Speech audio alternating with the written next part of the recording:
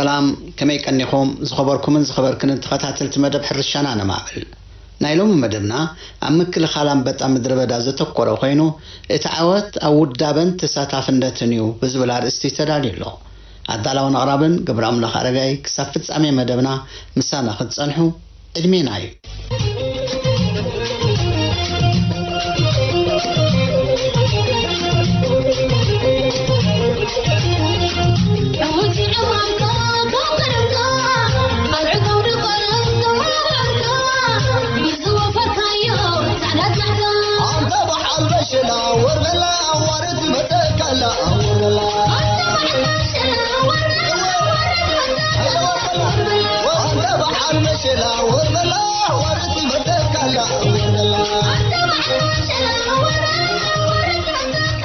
هاجرنا أنبت أمدر بدا سفريلا هاجريا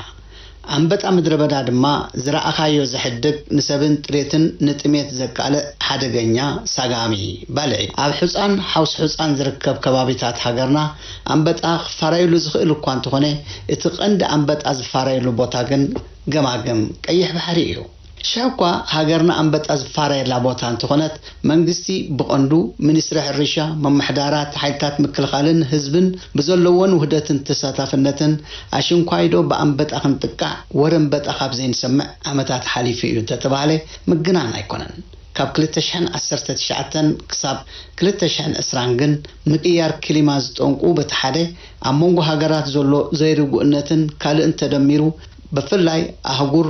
دوباو معرب آسيا وشمت عربن أب أفريقيا بفلاي دما أبكرنا أفريقيا أستات 53 مليون هكتار زغون مريت بأنبت 5 دقائق يفلت قال خابتن هاجرات أبز حلوف أسران 5 عمتات قال عندما بأنبت أخابز تركعة لعل 7 عمتات جيرانين أبزن زحلف خلت عمتات جن كم حسون بأنبتها تتغيان بسونكو لعل 10 مليون حزبين كم 6 دقائق يفلت إذا إشتو جن كأوهدتن تمرتن زلوا هاجرنا جن أنبت أمدر بدانا مكل خالك توصدو بس أنها تنزلان سجونتي بأبنت التتكس هاجر كتكون بقي على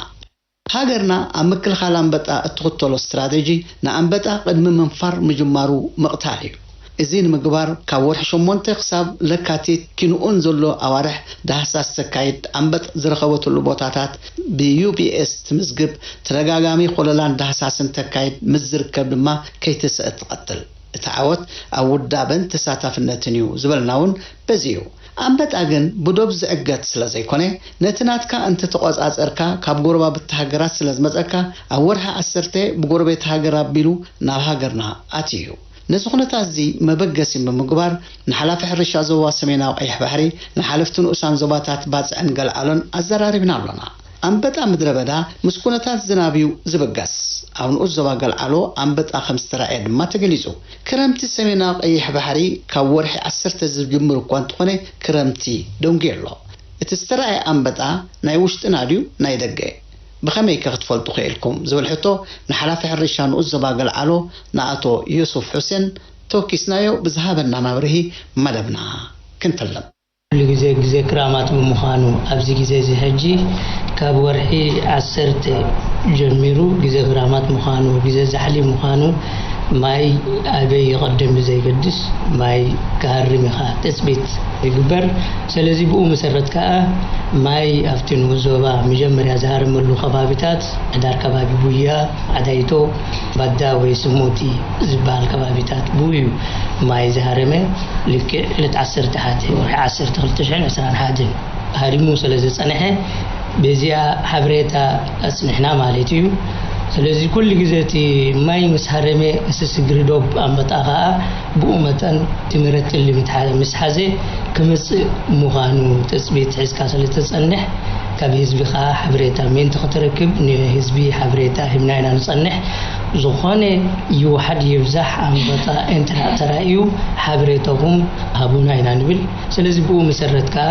ዕለት 16 ወርሒ 10 2021 ስግሪዶብ አንበጣ ኣብ ምምሕዳር ከባቢ ዓዳይቱ ተራእዩ ማለት እዩ አንበጣ ናብ ሃገርና ኣትዩ ማለት ቀሊል ነገር ኣይኮነን አንበጣ በእስለ ስለዝኣቱን ሰፊሕ ቦታ ናይ ምቁጽጻር አቅም ክህልዎ ስለዝኽእል ከቢድ እዩ አንበጣ ምድረ በዳ ኣትዩ ምስተባለ እቲ ንኡስ ዞባ ዝወሰዶ ቀዳማይ ስጉምቲ እንታይ እዩ አቶ ዮሴፍ ሻዕሻዕ ኣታካ ሓበሬታ ስለዝህቡና ንሕና ቤት ሓበሬታ መሰረት ከዓ አንበጣ ቢዶብ ይመጻና ከም ዘሎ ንዞባ ኢና ንሕብር ስለዚ ብዞባ ረዳት ክሳብ ዝመጻካ ይኩን ካን ትጽበ ብምሕዳር ንዞባ ኣብቲ ከባቢ ዘለዎ ሰራዊት ኩላና ተሓባቢርና ገለ ውሳኔ ንወስድሞ ወይ ብእግርና ዲና ማኪና ኣብቲ ኸደሉ ቦታውን ቤቲ ናይ ምምሕዳር ኢና ይኹን ቤቲ ኣው ዘሎ ሙፋር ማኪና ተጠቂምና ብጣዕሚ ስለዝተሓባብሩና ከዓ ኣው ዘሎ ሰራዊት ይተሓባብሩናዮም ብእግርና ንኽንከይድ እንድሕር ኮይና ብማኪና ሙፋርውን ይተሓጋገዘና ኣመሓዳሪውን ንጡፍ ኣገልግሎት ምስቲ አንበጣ ዘሎ ጸገማት ተረዲኡዎም ስለዘለዉ በዚ መሰረት ሕጂ እንታይ ኢና ንገብር ምስኦም እንዳተዋሃድና ብኸመይና እዛ ቦታ እዛ ክነጽንዕ ንኽእል ቅድሚ ረዳት ምምጻእካ ኣብቲ ንኡዞባ ንጡፍ ተሳተፍነት ናይ ህዝቢ ናይ ሰራዊት ናይ ምምሕዳር ስለዘሎ ዝጸግም የብልናን ማለት እዩ ከምቲ ኣቐድማ ኣቢሉ ዝተገልጸ እቲ ዶብ ሰገር አንበጣ ብንኡስ ዞባ ገልዓሎ ኣቢሉ እዩ ኣትዩ ናብ ንኡስ ዞባ ባፅዕ ድማ ሰጊሩ እቲ ናብ ሃገርና ዝኣተወ አንበጣ መበል ክንደይ ደረጃ እዩ ነይሩ በአንበጣ ዝተሸፈነ ስፍሓት መሬትን ንምክልኻሉ ዝተወሰደ ስጉምትን ክገልጸልና ንሓላፊ ሚኒስትር ሕርሻ ንኡስ ዞባ ባፅዕ ንኣቶ ዳዊት አንጎሶም ተወኪስናዮ መጀመርያ ከኣቶ ከሎ ብወገን ዓዳይቶ ምስ መፀ እቲ ዝርግሑ ብሓፈሻ ክንግምግሞ ዝከኣልና ኣቡያ ኣብቲ መሬት ምስ ዓለበዩ ክሳብ ልዕሊ 110 ሄክታር ዝኣክል ሸፊኑ ነይሩ እኹል ዕስለ አንበጣ ማለት እዩ ነዚ ንምክልኻል እንታይ ተገይሩ ሚኒስትር ሕርሻ ዝወሰዶ ስጉምትስ እንታይ ኩሉ ግዜ ሚኒስትር ሕርሻ ኣብዚ እዋን እዚ ብፍላይ ከዓ ዞባና ተጠቃዒ ብምዃኑ ኩሉ ግዜ ኣብዚ እዋን እዚ ድሉው ኮይኑ እዩ ዝጸንሕ ኩሉ ግዜ ብስነ ኣእምሮ ይኹን ንዋት ይኹን ኩሉ ግዜ ድሉው ኮይኑ እዩ ዝጸንሕ ብኡ መሰረት ድማ እቲ አንበጣ ምስ መፀ ብቐጥታ እቲ ናይ ኮለላ ስጉምቲ ተወሲዱ መዓስ ከም ዝንጸጉን ብኡ መጠን እቲ ዝኸደት ጉጅለ ናይ ኮለላ ናታ ዝኾነ ርእይቶ ወይ ገምጋም ሂባ ምክንያቱ እቲ አንበጣ ከም ዝበልናዮ እኹል ዕስለ አንበጣ ብምንባሩ ናይ ምብላዕ ግዜኡን ኣብቲን ጎረባብቲ ሃገራት ወዲኡ ስለ ዝመፀ ከውርዶ ዝኽእል ጉድኣት ኣብ ዞባና ኣዝዩ ውሕድ ነይሩ ንምንታይ ዳ መፅኡ እንተዳኢልና እዚ አንበጣ እዚ ንኽጸፍን ንኽራባሕን ይመፅኡ ብኡ መሰረት ከዓ ኣብቲ ቦታ ንሱ ብፍላይ ከዓ ኣከባቢ ቡያ ናይ ሕርሻ ቦታታት ምስ በጽሐ ብቐጥታ ኢና ምጻይኣት እዩ ስለዚ ኦሬዲ እውን ጸፊ ስለ ዝጸንሐና ኣብ መሬት እንቋቑሖ ሸኺሉ ስለ ዝጸንሐና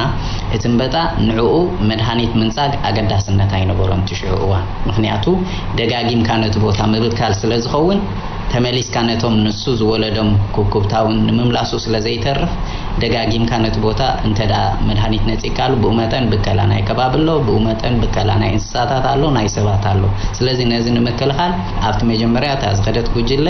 ኣብቲ እዋንቲ ክንጸከም ዘይግብኦ ድሕራይ ንሱን ኩኩብታ ኢልካ ክምለስ ከም ዝግብኦ ወሲና ድሕሪ እቲ ዕለት ብምጽናዕ ድማ ብምክትታሉ ምስቶም ኩኩብታ ምስ ጀመሩ ድማ እቲ ምንጻግ ተጀሚሩ ማለት እዩ ጉልበት ህዝብን ብመካይንን ይተኻይዱ ማለት እዩ ኣብተን አንበጣ ዳህሲስዎን በይበጽሕዎን ዝበሃል ኣብ ኩለን ጸፊዶ ወይ ካብ ማዕልቲ ምስ ቆጺርኩም ምስ ከድኩም መኸ እንታይ ገበርኩም ሕጂ እንታይ እዩ አንበጣ ኩሉ ግዜ ዋላ ጠለ ጥራሕ ይርከብ ንዕኡ ዘገድሶ ዓይነት ሓመድ ከኣሎ ፍኹስ ዝበለ ሓውስ ሕፃዊ መሬት ስለ ዝመርጽ ዝበዝሕ እቲ አንበጣ ናብ ከባቢ ቡያን ከባቢ ጎላጉል ናይ ሲሜት ዝርግሐ ዝነበሮ ቦታታት ኣብዚ ቦታ እዚ ክጸፍ መሪጹ አንበጣ ማለት እዩ ስለዚ ኣብዚ ቦታ እዚ ኣብ በዓል ናይ ዓዳይቶ ኣይ ጸፈን ኣብ በዓል ናይ ጎላጉል ሲሞትን ቡያን ግን ክጸፍቕ ኢሉ ማለት እዩ ነዚ ከዓ እቲ ቦታ ኣቀዲምና ኮለላ ጌርና ብንጽናሕና ክንከታተሎ ጸኒሕና ዋላ በቲ ዕለት እውን መዓስ ይወፅእ ስለ ዝገምገምናዮ ልክዕ እቲ ዝወፀሉ ዕለት ስጉምቲ ክወሰደሉ ጀሚሩ ማለት እዩ እቲ ዝተበገሰ ኩብኩብታ ንምጥፋእ ዝተወሰደ ስጉምቲ ምስ ዓቕሙ ማሽነሪ ይኹን ዋላ ናይ መድሃኒት ዓቕሚ ሰብ ከመይ ነይሩ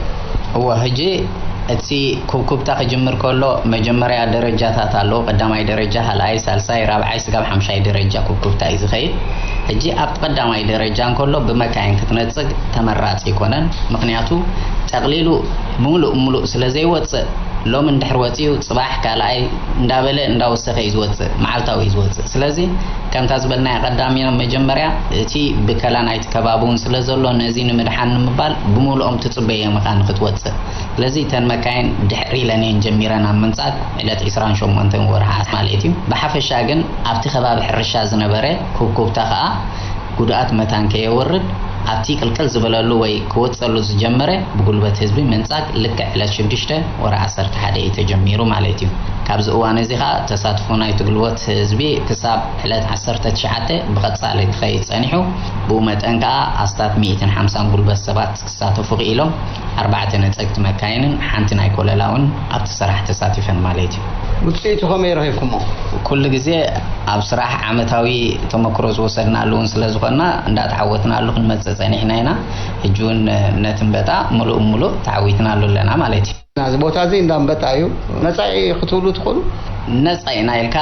ክትተኣማመን ኣይትኽእልን ኢኻ ናይዚኣ ሓንቲ ቀንዲ መፍትሒ ከዓ እንታይ እንተዳኢልና ኩሉ ግዜ ኮለላ ወይ ከዓ ሳርቬይ ምግባርያ እዚኣ ኻ ቀጻሊ ንጥቀመላ ዓይነት መሳርሒ እዛ ኮለላ ወይ ሳርቬይ ንብላ ዘለና ነፃይ ናይልካ ክትደቅስ ኣይትኽእልን ኢኻ ኮለላ ወይ ሳርቬይ ንምንታይ የገድሰካ እንተዳኢልካ ጠሊ ወይ ከዓ ዝናብ እንተዳ ሃሪሞ ኮይኑ ቦታ እዚ እዋን እዚ ከዓ ዝራብሐሉ ግዜ ብምዃኑ ብዞባና ኩሉ ግዜ ከተከታተልን ንቑሕ ኮንካ ክትጸንሕን ስለዘለካ ነፃይ ናይልካ ኣይትደቅስን ኢኻ 100% ግን እታ ፈውሲ ንብላ ወይ ድማ እታ ናይ ኮለላ ግዜ ንገብራ ስለዘለና ነፃ ኣለኻን የለኻን እንዳነገረትካ መዓልታዊ እንዳተኸታተልካውን ስለትኸይድ ኮለላ ብክኢላታት እዩ ዝበዝሕ ግዜ ዝካየድ ኮለላ ክካየድ ከሎ ግን ሱቂልካ ኣይትኸይድን ኢኻ ክትኮለል ከለኻ ምናልባት መጀመርያ ከልዩኻ ዝግብኦም ዝናብ ሃሪሙ ደ ሃርመና ኣብቲ ቦታ የገድሰካ ዝናብ እንተዳ ሃሪሙኻ ናይ ሓረስቶት ተሳትፎውን ኣብዚ ኣገዳሲ እዩ ምክንያቱ ብዘይ ናይ ሓረስቶት ተሳትፎ ክሰርሕ ኣይትኽእልን ኢኻ ቀንዲ ምንጭ ናይ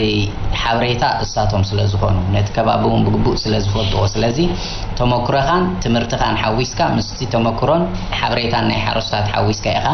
ዕውት ትገብሮ ነቲ ኮለላ ስለዚ ሓረስቶት እውን ኣብ ምሃብ ሓበሬታ ብጣዕሚ ኣገደስቲ እዮም ኣንበጣ ካብ ቦታኻ ክብገስ እንከሎ ወይ እውን ብጎረቤት ሃገር መጽኡ በኣኻ ክጅምር እንከሎ ሻቅሎት ክህሉ ግድን እዩ ምክንያቱ ኣዕናዊ ወይ ድማ ኣብራሲ ስለዝኾነ ኣንበጣ ብንኡስ ዞባ ገልዓሎ ምስኣተወ ምትሕብባር ኣካላት መንግስትን ሓረስቶትን ከም ዘሎ እዩ ተገሊጹ ድምር ናይቲ ዝተኻየደ ጻዕርን ውጽኢቱን ከመይ ግምገም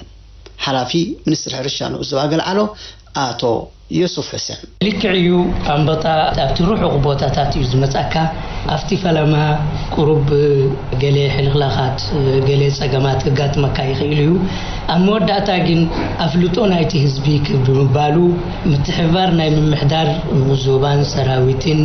ህዝብን ብምሉእ ስለዝሕግዘካ እዚ ሎሚ ኣብ ውሱን ቦታ ዝመጽአ ውሱን ኣንበጣ ጥራሕ ዘይኮነ እቲ ንኡዞባ ብምሉእ ይዕሊቕልውን ከለውን ሙሉእ ተሳትፎን ምትሕብባርን ስለዝነበረ እዛ ሎሚ ዝመጽአ ብኡ መሰረት ከዓ ክንዕውተሉ ጸገም ስለዘይነበረና ተዓዊትናሉ ኢና ማለት እዩ ክረምቲ ያትሎ ምድላዋትኩም ከመይ ኣሎ እዚ ምድልዋት ንሕና ኩሉ ግዜ ሓበሬታና ዞባይና ንሐልፍ ንዞባ ቤት ዝመልከቶ ተራዲኣ ምድልዋት ይገብር ስለዚ ምዱ ቅድሚ ዝኾነ እቲ ኣንበጣ ምምጽኡ ኩሉ ግዜ ኣንበጣ ይመጻና እዩ ክመጻና ኢሉ ስለዚ ጽበዮኻ ንሕና ምድልዋት ተገይሩሎ ንቕጣኻ ተመስሪቱ እዚ ሕጂ መጽኡ ዝጸንሐ ተዓዊትናሉ ለና ንዝመጽእ እውን ድልዋት ኣለና ማለት እዩ ክረምቲ ሰሜናዊ ቀይሕ ባሕሪ ኣትሎ ክረምቲ ሽሻይ ዘምጽእ እኳ እንተኾነ ካብቲ ቦታ ክብገሱ ሳገምቲ ባልዓት ክመጽዎ ስለዝኽእሉ ሚኒስትሪ ሕርሻ ዞባ ሰሜናዊ ቀይሕ ባሕሪ ዝገበሮ ምድልዋት እንተሎ ክገልጸልና ንሓላፊ ሚኒስትሪ ሕርሻ ዞባ ሰሜናዊ ቀይሕ ባሕሪ ንኣቶ ተስፊት ገብረ እግዚአብሔር ተወኪስና ነርና ትማይ ይመጻና ዝብል ግምታት ስለዘለና ምድልዋትና ንቁጣታትና መስሪትና ለና ድሮ ክልተ ንቁጣት ተመስሪትና ኣለዋ ሓንቲ ኣፎረላትና ሓንቲ ከዓ ባዴም ሓሊብ ሕጂ ሳልሰይቲ ንቁጣ ኣብ ማሂመት ሕጂ ወዲእና ኣለና ሳውን ሕጂ ከመስሪትና ምክንያቱ ተኸባቢ ኣንበጣ ዝጸፍየሉ ከባቢታት ሰብ ዘይርከቦ ከባቢ እዩ ምድረ በዳ እዩ أبز أوان زخ أسبي يقولون يعني أم بتعصب أبز يقولوا بتاعي زمرس مدري بدأ نحن خلنا نقولوا أي مرس إلا أم بتاعنا مرس سيد حبريتنا هاي مركب تخولتات حرستوت زخرابينا بزعبة أم بتاع أخل أفوتو عندهم كل نخل زخون حبريتنا ترى كل جزء يحبرنا جن آخر زي هنا أتي مدري بدأت كون كله سلنا أبغى ما يكهرم زنقة عنا سزخل بقص علي مكتل علينا خمس زخون خاني زندوقتات ناي فرون ناي بقالي محاربين روس أنا حين خالص مسرته الجون تاني مهمة هقداس سزخون ساون زمت زلسومن ساون مسرته عم بتا مدربة أنا مكل خال توصده أنا حسن زلان وتسيتها نسكي قلتها حجي زي هاجر بتا أنا حجي أنت وسيت كان 10 شوعة عامت بالزواج غير له 10 شوعة عامت كان بتا فينا عين فتنا سزخونه أصبي أنا أم بتا من محدرنا حزبنا كيلاتنا أم بتا أصبي أنا سنفلتو تمدلواتنا بومتنا أقدنا نجيب لازم بتأذي اتنا عمن بتا حمود دخلنا نصو مسارحتنا مدهايتنا كل أوالدنا صحنا سزخونه خاني مثلا بتا حاجة نكاتو صحنا سموتي مالسي زي بعلبية حجي زنر أم بتا قدم حجي أتيبو أي فلتري جنت حبريتا سكاوت اللونا حروستنا ودوات اللونا نحن هو اللي نقبلنا نايزخون تبرت هاي جو حجي تنبتا هذلو تزعلي نايز هاجر سرح علي أم بتا مس نفر خيلي موتنا لما سلام نفر تسحنا إلا ما أتي أم بتا أكو كوتا خلنا أكو كوتا خلنا تخاتلنا أكتا جزئة نقتلا تنافيرنا جن أبي أها زنا فيروز مسخول لجزء بلايتنا سر حلو ده نروح كابورا هاجر هذا مسألة نزخ أنا ميسر حشات موكيل نسز بنا سراويتنا كنا هاني توصل حجو أنت مسؤول دلواتنا الله مكاينا دلوات الله مدعيتنا دلوات الله منسجتنا دلوات الله حزبنا دلوات الله أنا بزح أجمل الله يكون زعم تعمسنا حال سزخونه كنا حجي أم بتاع نفيرنا يفتن حجونا نفرنا أم بتا مدربة أم كل خال إيرترا زخر بتحيزات تبعها لمجنانا يكون دوب سجر سلزخنا جن يقصناكم ده أبز هاجر زي أم بتا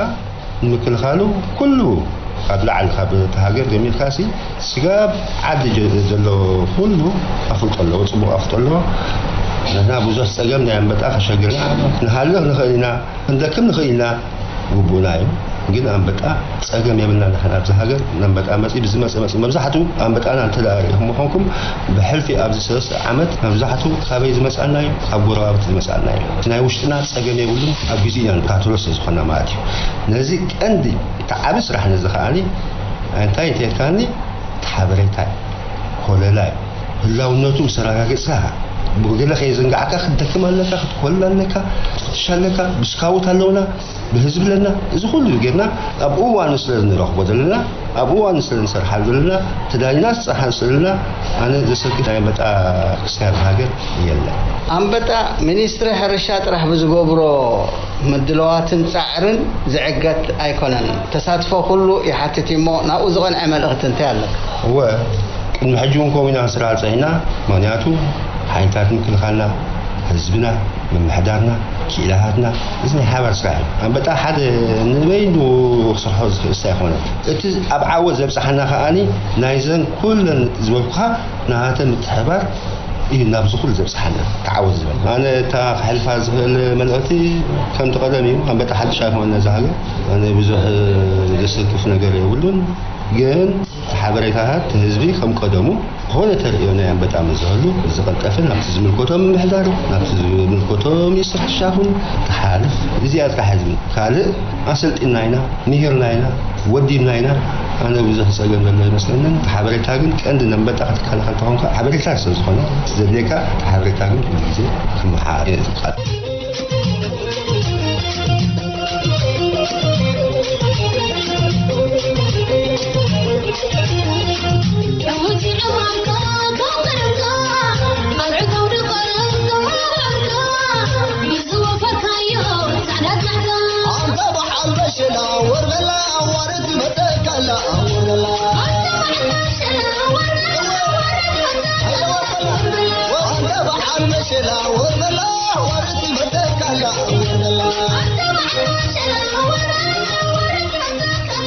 ዝኸበርኩምን ዝኸበርክን ሰማዕትና ካብ ጎረቤት ሃገር ሳጊሙ ኣብ ዝኣተወና ኣንበጣ ምድረ በዳን ንምክልኻሉ ዝተወሰደ ስጉምትን ውፅኢቱን ኣተኪርና እቲ ዓወት ኣብ ውዳበን ተሳታፍነትን እዩ ብዝብል ኣርእስቲ ንሎሚ ዘዳልናይ መደብ ሕርሻና ለማዕብል በዚ ተፈፂሙ ኣሎ ከምሎም ብካልእ ኣርእስቲ ክሳብ ንራኸብ ሰላም